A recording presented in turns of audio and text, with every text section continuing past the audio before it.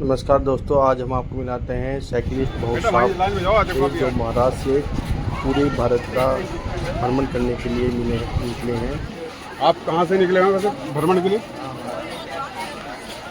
महाराष्ट्र। बहुत साहब जी महाराष्ट्र ज़िले से हैं और ये पूरे भारत का भ्रमण जो है 2 बार कर चुके हैं और ये तीसरी बार भारत का भ्रमण कर रहे हैं। और पिछले 30 साल से ये रेगुलर जो है साइकिल चला रहे हैं और सेहत के बारे में बता रहे हैं। और जो 3 विषय जो मेन है जिसके बारे में ये बताते हैं वो है दहेज प्रथा, भ्रूण हत्या और नशा।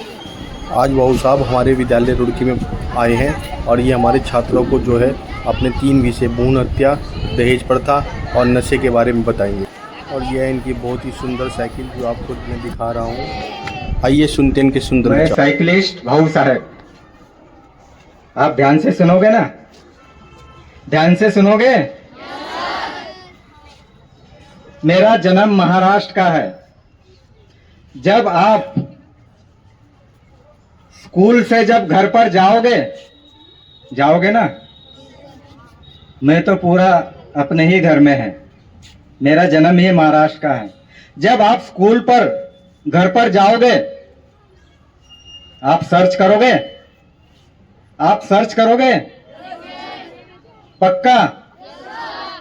क्या सर्च करोगे बताओ? आप साइकिलिस्ट डालिए पहले। क्या? साइकिलिस्ट भाऊ साहब नाम ही निकल जाता है गूगल पर। याद से गूगल करोगे?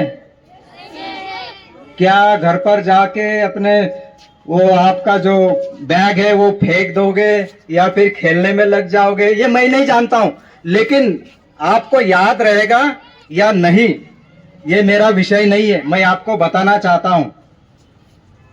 आप अपने पेरेंट्स को दिखाइए, गूगल में सर्च करके दिखाओगे क्या? बोलना। ये अंकल जी हमारे बीच में आए थे, साइकिल से पूरे देश में भ्रमण करते हैं। ठीक है? ठीक है ना? साइकिल से हमारे बीच में आए थे भ्रमण। 20 साल से भ्रमण कर रहे हैं। कितने? 1993 से। कितने? 1993। आपका जन्म भी नहीं हुआ होगा बच्चों। ठीक है? इतने जन्म सिर्फ महाराष्ट्र का है और कर्म तो पूरे भारत का है।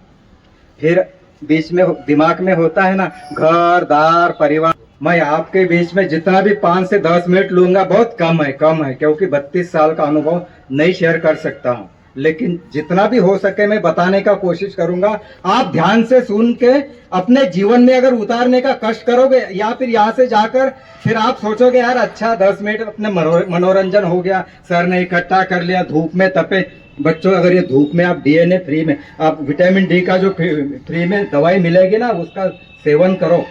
मेरी साइकिल देखिए 100 केजी का वेट लेके पूरे 6 बार इस देश को नाप रहा हूं। अपने पेरेंट्स को बताइए ये कुप्रथा के खिलाफ, दहेज के खिलाफ अभियान चला रहे हैं।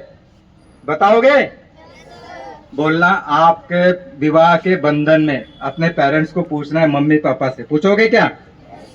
आपके विवाह के बंधन में आपने दहेज लिया था क्या? पूछोगे? क्यों लिया था? सवाल जवाब कीजिए। ये कुप्रथा है हमारे समाज के बीच में। बताइए आप एजुकेशन कर किस लिए? क्या मकसद क्या है एजुकेशन करके? नौकरी पाना, फिर अच्छा ऊंचा दहेज लेना, यही हमारी मानसिकता है क्या समाज की? इसको समाप्त करना चाहिए बच्चों।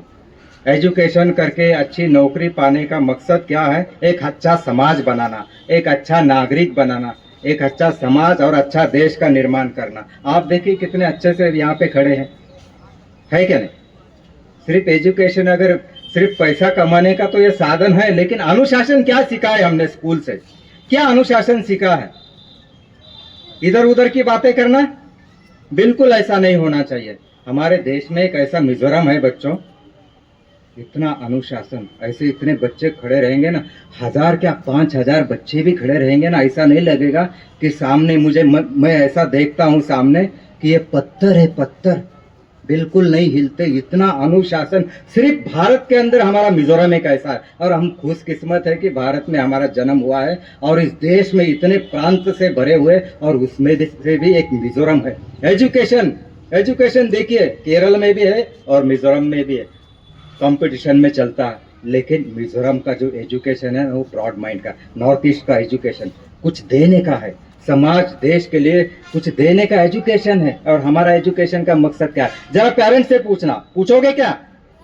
बोलना हम एजुकेशन कर किस लिए रहे?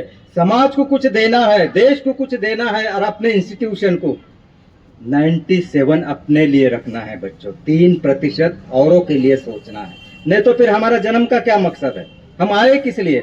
ये कुप्रथाएं को हम मतलब आगे लेके जाने के लिए, इसको रोकना चाहिए बच्चों। रोकोगे क्या?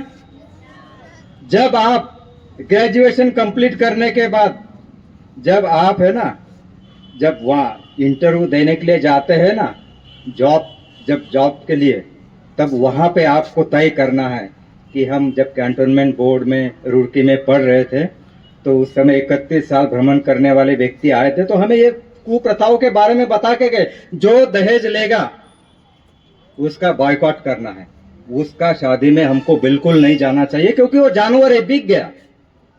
हम कौन से समाज में रहते हैं? ये बोली वाले समाज में रहते हैं। ये उत्तर प्रदेश का ही पुराना पार्ट है, ये हमारा उत्तराखंड।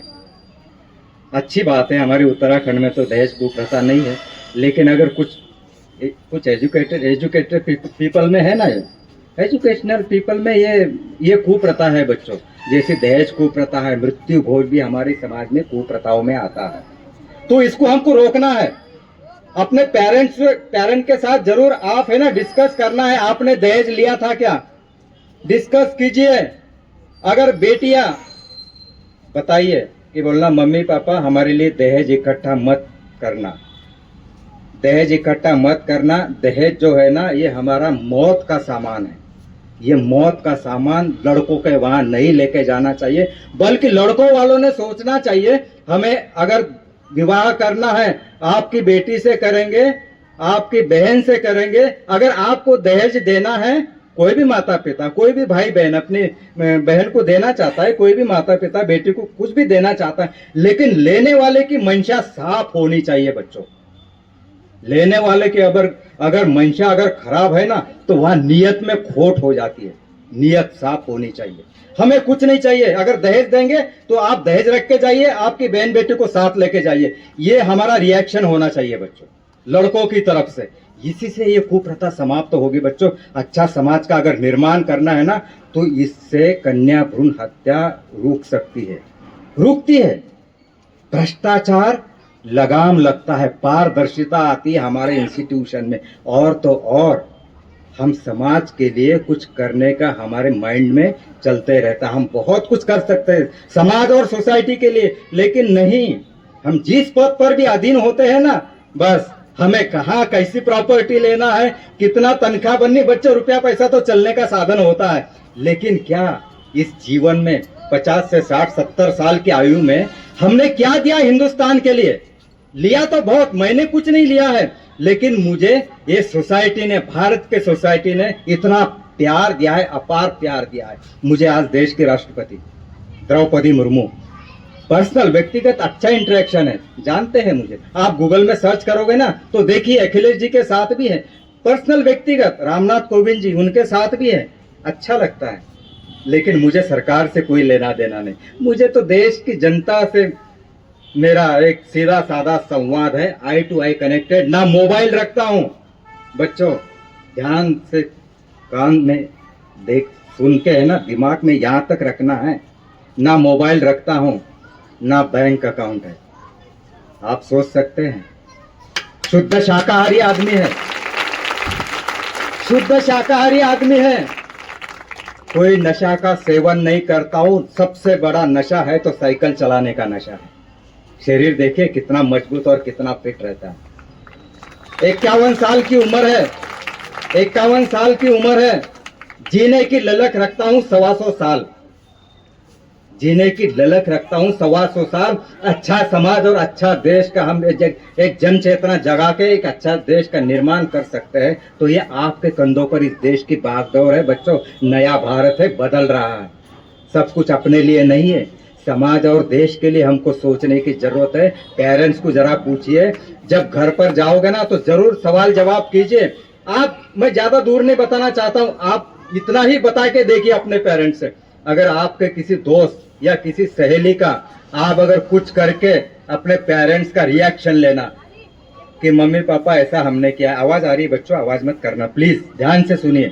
मैंने अपना जीवन दिया है समाज के लिए, कुछ कमाने के लिए, कुछ लालच के लिए मैं कुछ निकला नहीं है देश भ्रमण करने के लिए, कुछ पैसा कमाने के लिए नहीं निकला हूं। मैंने बता दिया, मैंने सारी बातें, यही मेरी असलियत है। और यही विचार कैसे है, विचार सही होने चाहिए बच्चों, नियत साफ। जहां नियत पे अगर सवाल उठ जाते हैं ना, वहां पे दरार ही दरार निर्माण पैदा होती है। तो विचार सही रखिए, नियत साफ रखिए। अगर ये सब साफ रखेंगे ना तो स्वच्छता अपने आप, देश साफ करने की जरूरत नहीं। मन को साफ करना चाहिए, दिमाग को साफ करना चाहिए बच्चों। दिमाग साफ है ना तो मन, पूरा देश ऑटोमेटिकली स्वच्छ हो जाएगा। तो यही संदेश है। और नशा के खिलाफ भी मेरा अभियान है बच्चों। मैं नशा के बारे में एक बात बताता हूँ आपको। बताओ आप करोगे, प्रयोग करोगे? बताओ, बेटे भी कर सकते हैं, बेटियां भी कर सकती। अपने पेरेंट्स, अपने फादर साहब अगर घर में नशा करके आते होंगे ना तो उनको घर में मत घुसने देना। एक बार बताना बच्चों, मैं बताता हूं, एक बार बताना, 2 बार बताना, तीसरी बार वार्निंग देना। दोगे क्या?